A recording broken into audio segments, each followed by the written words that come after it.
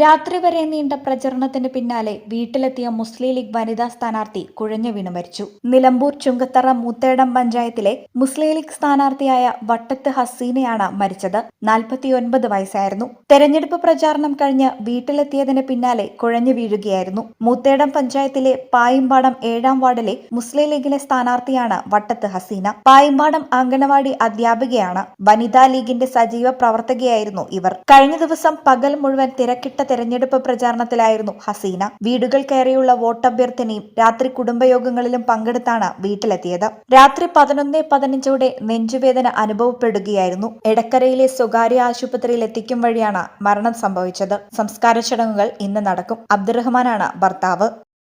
ഈ ചാനൽ നിലമ്പൂർ. നിങ്ങളുടെ വീട്ടിലേക്ക് ആവശ്യമായ ഒരു പുതിയ വാഷിംഗ് മെഷീൻ അതല്ലെങ്കിൽ ഒരു സോഫ സെറ്റ് വാങ്ങാൻ വേണ്ടി പ്ലാൻ ചെയ്യുകയാണോ? പക്ഷേ വലിയ തുക ഒരുമിച്ച് മുടക്കേണ്ടി വരുമോ എന്ന് പേടിച്ച് നിങ്ങളുടെ ആഗ്രഹം മാറ്റിവെക്കുകയാണെങ്കിൽ ഇനി അത് വേണ്ട.